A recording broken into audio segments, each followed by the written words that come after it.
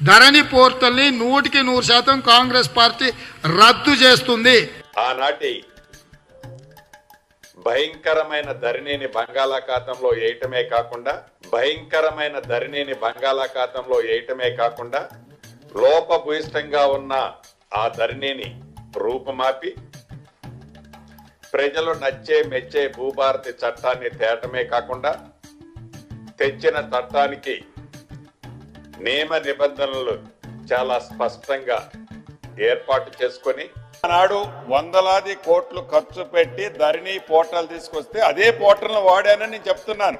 నేనేదో కొత్త పోర్టల్ తీసుకొచ్చినల్లా దాన్ని మీరు ఏదైతే టైలర్ మేడ్ షర్టుకు కుట్టే ఆ కుట్టిన దాన్ని మేము అక్కడక్కడ ప్యాచ్ చేసి మిగతా దాన్ని అంతా సవరించి స్ట్రీమ్ లైన్ చేసి పెట్టాం.